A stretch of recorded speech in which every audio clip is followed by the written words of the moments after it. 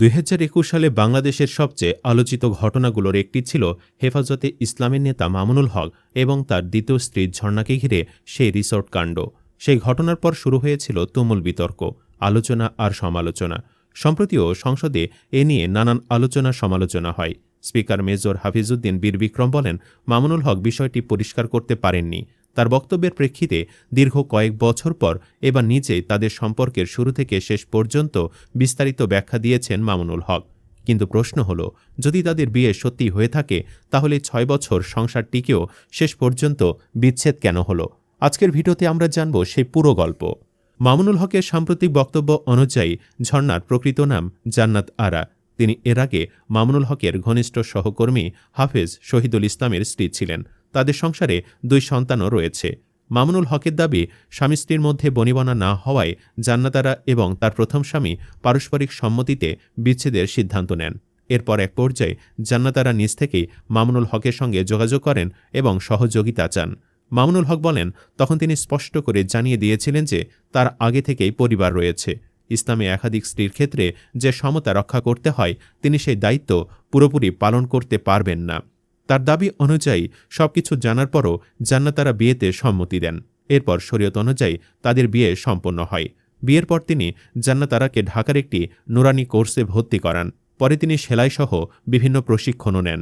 প্রথম দিকে এক বোনের বাসায় থাকলেও পরবর্তীতে আলাদা বাসায় সাবলেট হিসেবে বসবাস শুরু করেন।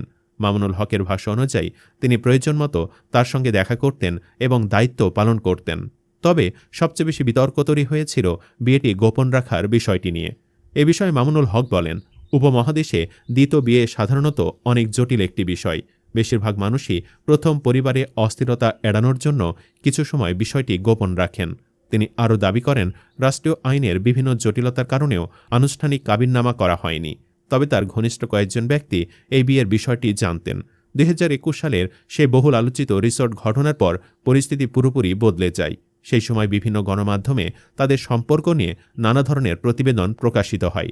কেউ কেউ এটিকে চুক্তিভিত্তিক বিয়ে, আবার কেউ সাময়িক বিয়ে বলেও দাবি করেছিলেন। কিন্তু মামুনুল হক এসব অভিযোগ সম্পূর্ণ অস্বীকার করেছেন। তার ভাষ্য অনুযায়ী তাদের বিয়ে ছিল সম্পূর্ণ শরীয়তসম্মত এবং বৈধ ইসলামী বিয়ে। তিনি মনে করেন, সে সময় তার বিরুদ্ধে পরিকল্পিতভাবে নানা ধরনের অপপ্রচার চালানো হয়েছিল। তবে এত বিতর্ক আর আলোচনার পরও একটি প্রশ্ন থেকেই যায়, যদি সম্পর্কটি এতটাই দৃঢ় হয়ে থাকে তাহলে শেষ পর্যন্ত বিচ্ছেদ কেন? এ প্রশ্নেরও উত্তর দিয়েছেন মামুনুল হক। তার বক্তব্য অনুযায়ী 2019 সাল থেকে 2025 সাল পর্যন্ত প্রায় 6 বছর তাদের বৈবাহিক সম্পর্ক বজায় ছিল। কিন্তু 2021 সালের ঘটনার পর তাদের মধ্যে কিছু ভুল বোঝাবুঝি এবং মনোমালিন্য তৈরি হয়। সময় গড়ানোর সঙ্গে সঙ্গে সেই দূরত্ব আরও বাড়তে থাকে। এক পর্যায়ে তারা দুজন আলোচনার মাধ্যমে বিচ্ছেদের সিদ্ধান্ত নেন।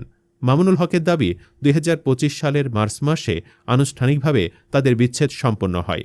তিনি আরও বলেন, বিচ্ছেদের আগ পর্যন্ত এমনকি নিজের কারাবাসের সময়ও তিনি জান্নাত আরার ভরণপোষণ এবং অন্যান্য প্রাপ্য অধিকার নিশ্চিত করেছেন। অর্থাৎ মামুনুল হকের বক্তব্য অনুযায়ী এটি কোনো হঠাৎ সিদ্ধান্ত ছিল না, বরং দীর্ঘদিনের মনোমালিন্য এবং পারস্পরিক আলোচনার ফলেই তাদের বিচ্ছেদ ঘটে। তবে সমালোচকরা এখনও এই পুরো বিষয়টি নিয়ে নানা প্রশ্ন তুলছেন। অন্যদিকে সমর্থকরা বলছেন, ব্যক্তিগত জীবনের সিদ্ধান্তকে নিয়ে অযথা বিতর্ক তৈরি করা উচিত নয়।